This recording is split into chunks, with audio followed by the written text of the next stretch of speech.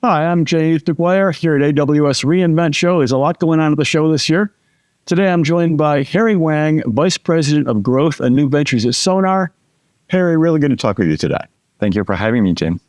All right, so I want to talk about artificial intelligence in software development, how it can create better code, and also how important it is to have a verification system to ensure that code is really high quality. Before we get into that, please give us a nutshell description of what a Sonar is. How does it serve clients? Absolutely. Sonar is best known among the developer and the customer community as for our product, Sonar Cube. We've been around for 15 years. We ultimately in the business of helping developers as well as the organizations to build better software by writing better code. And we do so by supplying the tools and technologies throughout the software development process, all the way from the moment the developer writing code in the IDEs to the XDSD workflow, and to the delivery production when they do the testing, and in production, they find the issues and how they address the back in the code. So we are very much in the philosophy of not only shifting left, but also starting from the left and trying to identify issues and also help developer address the issues upfront early in the development process. Okay. And today at the AWS reInvent in Vegas, I'm very proud that yesterday AWS announced Sonar as the Rising Star Technology Partner of the Year. Well, congratulations. Okay, great. I mean, obviously the company's far from new, but it is still great to get the award and get that recognition. Yeah. So let's talk about AI and software development. I wonder, where are we with it now? Is it closer to beginning? Is it closer to mainstream adoption? I read the statistic by Gartner that said that by the year 2027, 70% of professional developers will be using AI-based software development tools. I would think it's earlier than that. I think by next year, most developers will be using AI tools. What is your sense of where we are with AI and software development? Yeah, I agree in terms of adoption of the software development tools powered by AI. It's probably actually a high percentage. We'll get to 70% much sooner. In general, in terms of AI being a dominant force in software development, I would say we in the early stage, in nascent stage. If I may to use the autonomous driving as an analogy, we're not at the level 5 autonomous driving, like a vehicle, the Waymo, crews running around on the street. We're more likely somewhere between cruise control and maybe level 3 autonomous driving. Okay. So it's there, it's playing a leading role in the industry, but it's not quite all the way adopted yet. Yeah, it's really around, if you think about productivity, it's very helpful for developers to leverage the tool to stay productive, right? Instead of writing every single line of code and being able to actually just review what's being generated by the AI. What's missing at this moment, that in other words, why we can't ditch the steering wheel is as an organization, as a team, there's a lack of actually standards on how you want to ensure quality, how you want to ensure security as an organization, and how do you enforce that as an organization. The ultimate goal is actually building an application that's trustworthy to the user and to the actually customers. You know what I think companies are wondering is, how do we get the most from artificial intelligence in our code process? I mean, it's still a somewhat new technology in terms of code development. What are some best practices you recommend? I would say trust and verify, right? So there are many different tools and many different code generation models out there.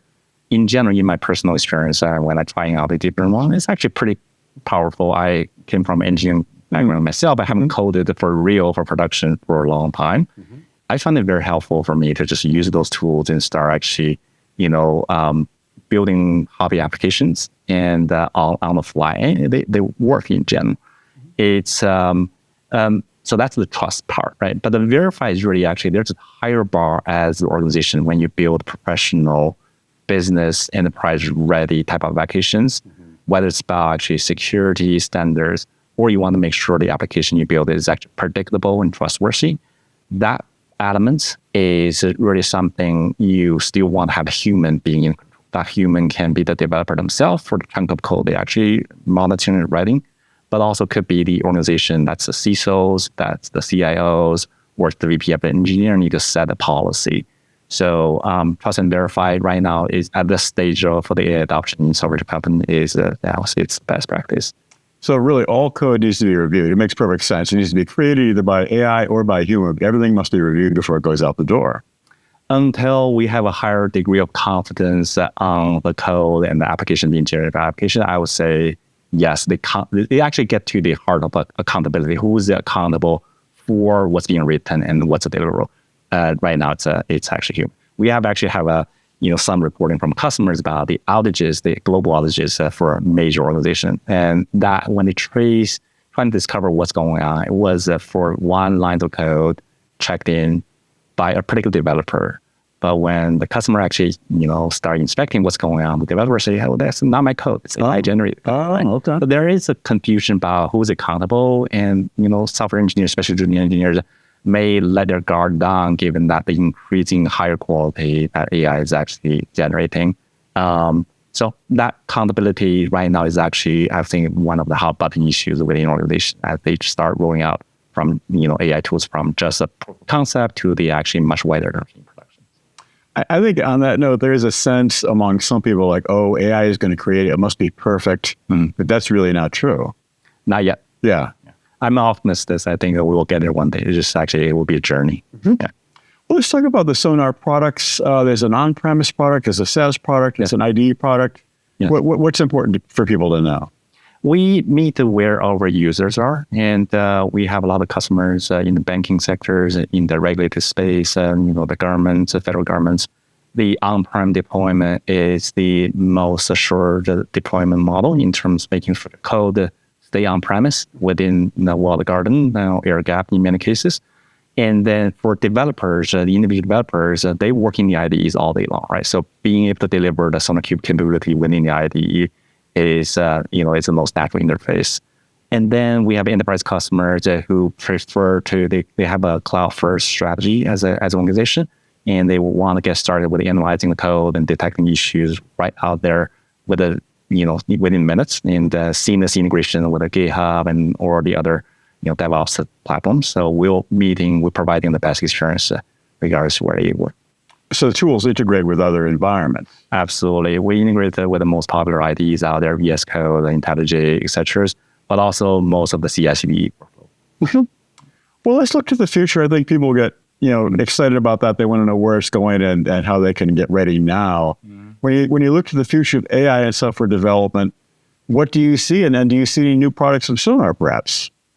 Yeah, I will stay to the company line, but I can share you some of the recent announcements, please, and also give a general direction to where we're heading. I think one of speaking about the stage where we are in terms of AI in software development, we are in that trust and verify stage. What it really means is, as an organization, as a team, they like to start really define the standards as a team and as an organization, but also enforcing that standards, across the development process, whether it's you are relying on a human generated code or AI generated code. Mm-hmm. SonarQube is the tool that really facilitate and make it easy to orchestrate this work or collaboration, right? So we announced SonarQube AI code assurance capability a few weeks back, and that's something available right now. And we have customers and enterprises are actually deploying that. We also, at the same time, want to help our end user, developer user to stay productive. You think about the, a rich collection of tools they can use today.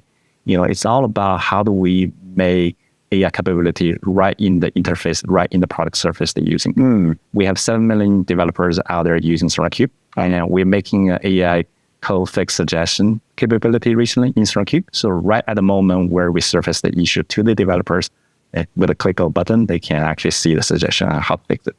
They don't need to pivot to another interface. They don't need to pivot into that. They can pivot that from the SonarQube, Sonar Cloud, right? But also they can actually stay in the IDE as well, right?